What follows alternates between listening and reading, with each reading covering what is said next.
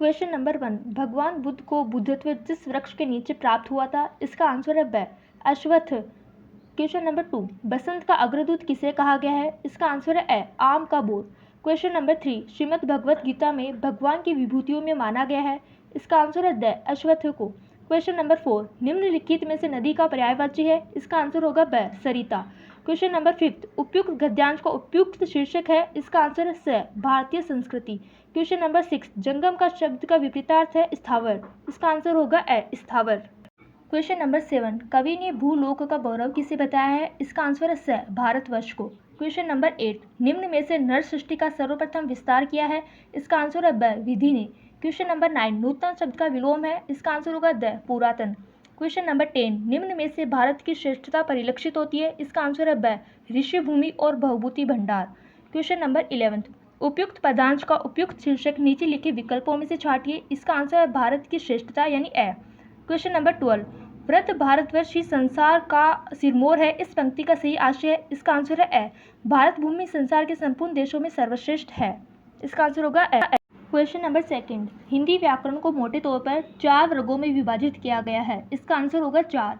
Question number 2, भाषा को शुद्ध लिखने व बोलने संबंधी जानकारी देने वाले शास्त्र को व्याकरण कहते हैं, इसका आंसर होगा व्याकरण। क्वेश्चन नंबर 3, लक्षित पुस्तक पढ़ रहा है वाक्य में अभिधा शब्द शक्ति है, इसका आंसर होगा अभिधा।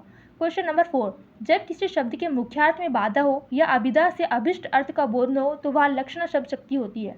क्वेश्चन नंबर 5, जब कोई शब्द अपने एक से अधिक अर्थ प्रकट करे तो उस शब्द के कारण वह श्लेष अलंकार होता है। क्वेश्चन नंबर 6, कनक कनकते सोगुनी मादकता अधिकाय काव्य पंक्ति में कौन सा अलंकार होगा, यहाँ पे यमक अलंकार होगा। क्वेश्चन नंबर 3, निम्न पारिभाषिक शब्दों के अर्थ लिखिए। प्रीमिसेस, प्रीमिसेस का मतलब होता है घर या फिर परिसर। क्वेश्चन नंबर ए का बी है कि क्वेश्चन नंबर 3 में जो बी है क्वार्टरली, इसका मतलब होता है त्रैमासिक। क्वेश्चन नंबर 3 का जो सेकंड है अनुभाग शब्द के लिए पारिभाषिक शब्द लिखिए, तो इसका आंसर होगा सेक्शन। क्वेश्चन नंबर 3, प्रमुख जनसंचार माध्यमों के नाम लिखिए, तो प्रिंट, टीवी, रेडियो, इंटरनेट आदि हो गए इसके। क्वेश्चन नंबर 4 है अरे ये वेडिंग एनिवर्सरी वगैरह सब गोरे साहबों के चोचले, ये शब्द किसने कहे, तो ये शब्द कहे थे यशोधर बाबू ने।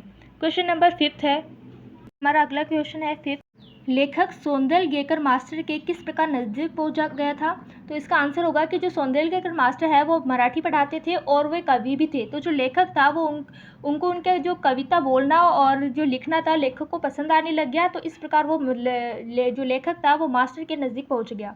अगला क्वेश्चन है 6, कौन से 2 शहर दुनिया के पुराने नियोजित शहर माने जाते हैं, तो इसका आंसर होगा हड़प्पा और मोहनजोदड़ो। क्वेश्चन नंबर 7, मोहनजोदड़ो की खुदाई अब क्यों बंद कर दी गई है, तो इसका आंसर होगा क्योंकि सिंधु नदी को है ना इससे हानि पहुंच रही थी। क्वेश्चन नंबर 7, मौत के खिलाफ मनुष्य नाम की किताब में लेखक ने क्या पढ़ा था, इसका आंसर होगा कि मौत के खिलाफ मनुष्य नाम की किताब में लेखक ने पढ़ा था कि आमतौर पर युद्ध में लड़ने वाले वीर को जितनी तकलीफ, पीड़ा, बीमारी और यंत्रणा से गुजरना पड़ता है उससे कहीं अधिक तकलीफें औरतें बच्चे को जन्म देते समय झेलती है। इन सारी तकलीफों से गुजरने के बाद उन्हें क्या पुरस्कार मिलता है, यह उस लेखक ने किताब में पढ़ा था। 9th क्वेश्चन है औरतों की आंखें किन किन ताकतों ने खोली है, तो इसका आंसर है शिक्षा, काम तथा प्रगति ने औरतों की आंखें खोली है।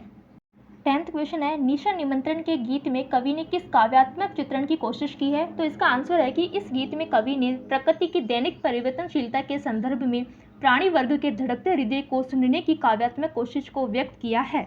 क्वेश्चन नंबर 11 है महादेवी के प्रति अनमोल आत्मीयता से युक्त भक्ति के बहाने का क्या संदेश दिया गया है, तो इसका आंसर यह संदेश है कि प्रत्येक सेवक को अपने मालिक के प्रति सेवाभावी और कर्तव्य निष्ठा रखनी चाहिए।